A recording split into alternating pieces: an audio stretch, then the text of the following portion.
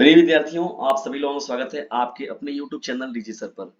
कक्षा 10 के विद्यार्थी जो कि यूपी बोर्ड से हैं और जिनका विषय ऑप्शनल सब्जेक्ट जो इनका संस्कृत है, तो वो वीडियो में अंत तक बने रहेंगे, क्योंकि यहाँ पर जो ये पेपर एनालिसिस मॉडल पर वो बहुत ही ज्यादा मोस्ट इंपॉर्टेंट होने वाला है आप लोगों के लिए और आपके प्री बोर्ड एग्जामिनेशन के लिए, आपके बोर्ड एग्जामिनेशन के लिए यहाँ से प्रश्न देखने को जरूर मिलेंगे। ये आप लोगों के लिए एकदम कंफर्म है हेडिंग्स, ये इसे पूरा तैयार कर लीजिए, ठीक है।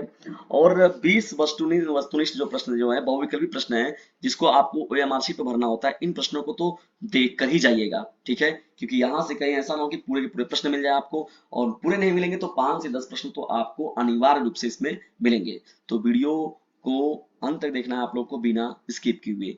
तो चलिए डिस्कस करते हैं स्टार्ट हम लोग इसको। यहाँ पर खंड अ में देखिए आप लोग क्या है, वस्तुनिष्ठ प्रश्न है, यहाँ पर बहुविकल्पी प्रश्नों की श्रृंखला है जिसे ओएमआर शीट पर भरा जाता है। चलिए, संस्कृत कक्षा 10 का ये महत्वपूर्ण सेशन है। चलिए देखिए डिस्कस, पहला क्या है यहाँ पर, कालिदास का नाटक नहीं है। पहला देखिए क्या है, कालिदास का नाटक नहीं है, तो बताइए कौन सा इसमें से जो है वो कालिदास का नाटक नहीं है। तो पहले प्रश्न का जो राइट आंसर हो जाएगा, देखिए यहाँ पर, तो पहले प्रश्न का विकल्प नंबर घ, रघुवंशम जो है वो कालिदास का नाटक नहीं है। दूसरा महत्वपूर्ण देखिए प्रश्न क्या है, भर्तृहरि की नीति रचना है। ये बताइए कौन सा प्रश्न का राइट आंसर हो जाएगा, तो इसे हम लोग देखिए बोलते हैं नीति शतकम। क्या बोलते हैं, नीति शतकम इस प्रश्न का राइट आंसर हो जाएगा। शंकराचार्यस्य पितृनाम आसीत्, शंकराचार्यस्य पितृनाम आसीत्, शंकराचार्य के पिताजी का जो नाम इसमें से क्या है। तो तीसरा देखिए महत्वपूर्ण प्रश्न जो हो जाएगा यहाँ पर, शिव गुरु, ब्रह्म गुरु, राजगुरु, अनूप गुरु। तो यहाँ पर देखिए शिव गुरु जो होगा इस प्रश्न का राइट आंसर हो जाएगा, ठीक है, तीसरे का क।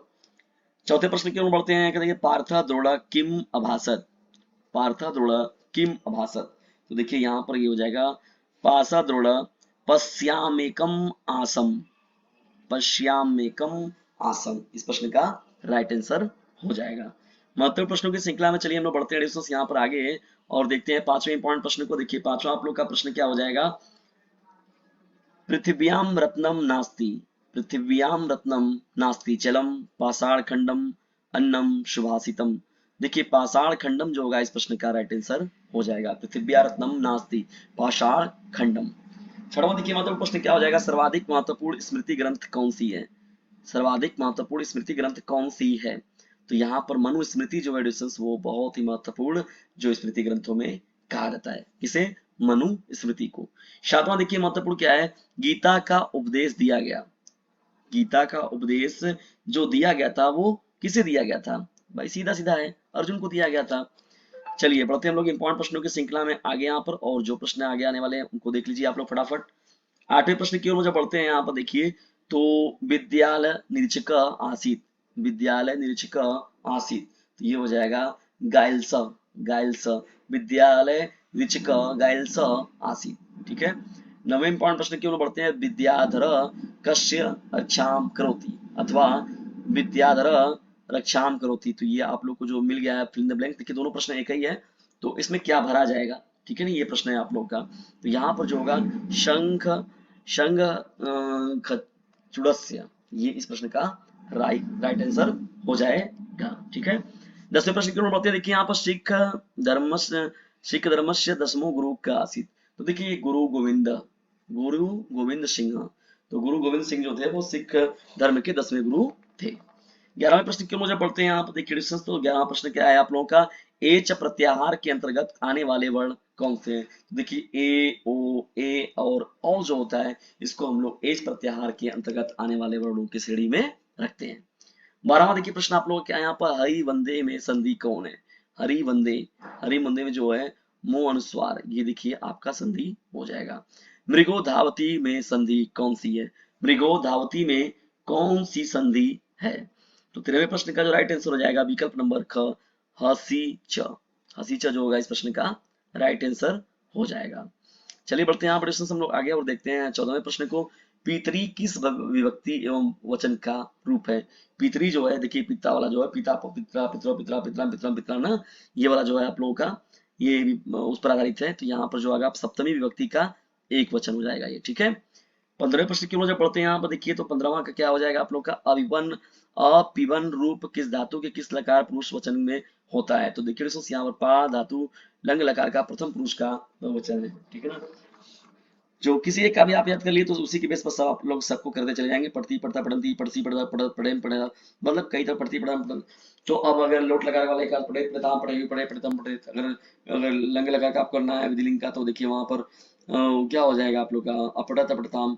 अगर भविष्य काल में चले जाएंगे तो पढ़िसति पढ़िसता पढ़िसंति, किसी एक को आप सेट कर लीजिए, उसी के बेस पर आप सभी लोगों को लिखते चले जाएंगे।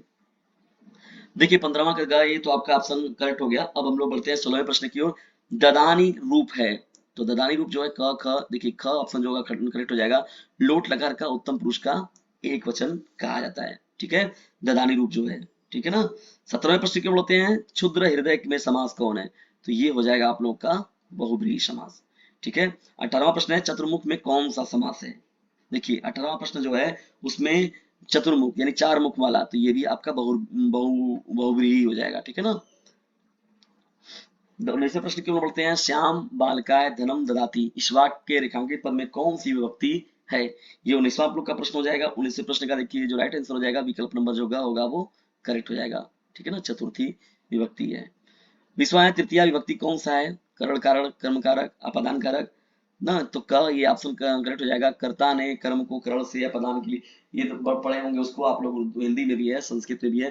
कर्ता ने कर्म को करण से अपादान के लिए अलगाव ना अधिकरण में पर और संबोधन है अरे वाला, वो जो है जो कातिया के साथ भाई की तरह उसको तैयार कर लीजिएगा, और निश्चित तौर पर वहां से प्रश्न जो है आप लोग को देखने को जरूर मिलेगा। चलिए अब यहाँ पर बढ़ते हम लोग आगे, यहाँ पर प्रश्नों की श्रृंखला को लेकर खंड ब में। देखिए वर्णनात्मक प्रश्न है, इन प्रश्नों को स्क्रीनशॉट मार के रख लीजिएगा। 80 शब्दों में देखिए किसी एक पाठ का सारांश लिखना है। विश्व कवि रविंद्र के बारे में, मदन मोहन मालवीय आदि शंकराचार्य जी के बारे में। देखिए मदन मोहन मालवीय जी का अच्छे से तैयार कर लीजिएगा आप लोग, ठीक है ना। ये वाला नहीं जानते हैं कि महामना मदन मोहन मालवीय जी जो है वो काशी हिंदू विश्वविद्यालय के निर्माण में महत्वपूर्ण व्यक्ति है, उसके संस्थापक के रूप में इन व्यक्ति को याद किया जाता है। और मैं वहां का छात्र रहा हूँ, इस बात का मुझे भी बहुत ही गौरवान्वित महसूस होते हैं जब ये पता चलता है या ये चीजों को जानकर, ठीक है दोस्तों। बहुत ही आनंददायक वो पल था, वो समय था, ठीक है। और अभी तक तो मैंने अभी बीएचयू ये संस्था से समझ लीजिए अपना टीसी भी मैंने वहां से नहीं लिया हुआ है। निम्नलिखित पद्यों में से किसी एक पद्य की हिंदी में संदर्भ सहित व्याख्या लिखना है। क ख देखिए यहाँ पर दिया गया है। सुक्ति का संदर्भ सहित व्याख्या लिखना है एडिशन, इसको स्क्रीनशॉट मार के रख लीजिएगा और इसे कर लीजिएगा तैयार। और ये भी इंपॉर्टेंट है आप लोगों का ना, स्क्रीनशॉट मार के रख लीजिए इसे। किसी एक का श्लोक का जो है अर्थ जो है वो संस्कृत में लिखना है, करना है। इन सबको तैयार करिएगा, जो दिक्कत होगी तो मैं तो बताऊंगा निश्चित तौर पर आप लोगों के लिए। किसी एक पात्र का चयचित्र जो लिखना है 80 शब्दों में लिखना है, ठीक है ना। ये जो है इनको तैयार कर लीजिएगा। किसी दो प्रश्नों के उत्तर लिखना है यहाँ पर। किसी एक धातु का रूप जो निर्देशानुसार लिखना है। निम्नलिखित वर्णों में से किसी एक वर्ण का उच्चारण जो है स्थान बताना है, ठीक है ना। निम्नलिखित में से किसी एक पद में धातु एवं प्रत्यय को लिखना है। दो वाक्यों का वाच्य जो है परिवर्तन करना है, यहाँ पर संस्कृत में अनुवाद करना है, हिंदी लिखा गया है, ठीक है ना। फिर 3 वाक्यों का किसी एक पर संस्कृत में 8 वाक्यों पर निबंध लिखना है, ठीक है ना। ये भी आपका दिया गया प्रश्न। और निम्नलिखित पदों में से किसी दो का संस्कृत वाक्यों में प्रयोग करना है, ठीक है दोस्तों। इस तरीके से था ये आप लोगों का पेपर। कक्षा 10 के विद्यार्थियों का संस्कृत का यह महत्वपूर्ण पेपर आप लोगों को कैसा लगा कमेंट बॉक्स में जरूर बताइएगा। और यदि वीडियो थोड़ा सा भी हेल्पफुल लगा हो तो इसे लाइक करें, शेयर करें, चैनल पर नए तो चैनल को सब्सक्राइब करना बिल्कुल भी ना भूलिएगा। इसे कर दीजिए अपने क्लासमेट पर शेयर, क्योंकि बोर्ड एग्जामिनेशन है आप सभी लोगों के नए। खुद भी लाभ उठाइए इस चैनल का और दूसरों को भी लाभान्वित कीजिए इस चैनल से, जिसका नाम है डीजे सर।